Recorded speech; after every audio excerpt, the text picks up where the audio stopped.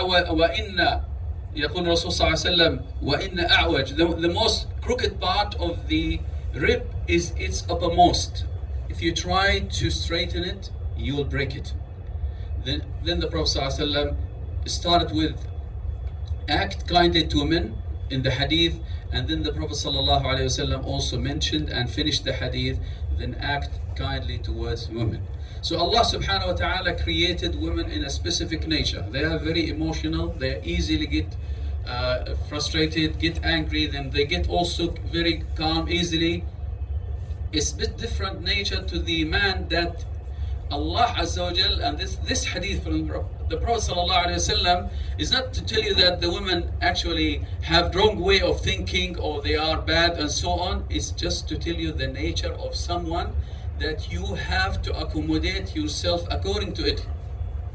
And this is the significance of this hadith. Some people are taking and keep just telling their wives, you are, I don't know, created from crooked rib and so on, as an accusation and underestimating, and sometimes it's taken as a sort of insult.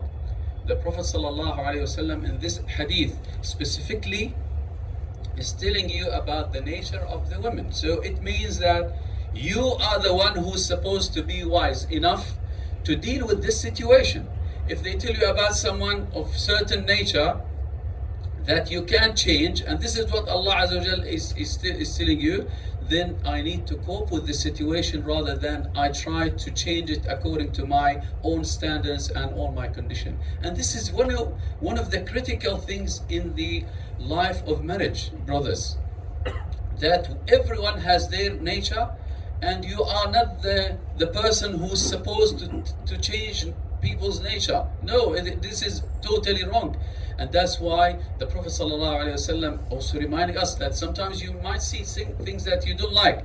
That's why in the hadith sahih reported by Imam Muslim, the Prophet ﷺ said, لا يفرق مؤمن مؤمنا إن كره منها خلقا رضي منها آخر. It means that the Prophet ﷺ mentioned that a believer should not hate his wife. Specifically this hadith about the relationship between the husband and the wife.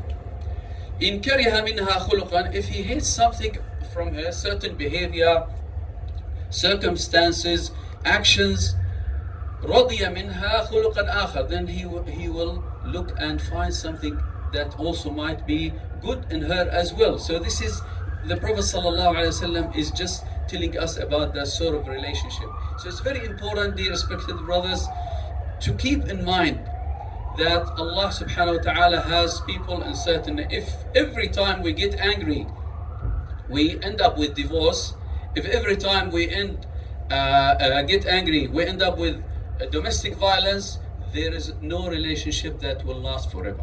Another techniques the Prophet sallallahu alaihi wasallam also taught the believers to make wudu. Go and wash yourself. Sometimes you get angry of your wife, you think she's giving you a miserable time, difficult times, keep arguing, whatever, as a nature that Allah subhanahu wa ta'ala kept in women. Just try to make wudu. If you feel that you really can't cope with the situation, go outside, sit for go and make some shopping, try to ease the tension. Those are few things.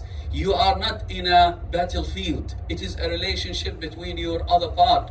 So when I see that this part I can't talk to, it's reached to its limit, then one of the important things is you try to separate, go outside for some time and so on. And then this is what the Prophet ﷺ even one time saw Ali ibn Abi Talib. You know, Ali ibn Abi Talib is one of the best companions in Islam, the cousin of the Prophet ﷺ. And what's more important in this situation, he was married to his daughter. So once he saw him in the masjid, what are you doing? He was having some argument with the daughter of the Prophet ﷺ. So who you think that your wife, do you think she can be better? No, but this is the nature. So he just left and sat in the masjid for some time. They came back and that's it, everything is good. So this is even something that from the sunnah, that hadith of the Prophet ﷺ.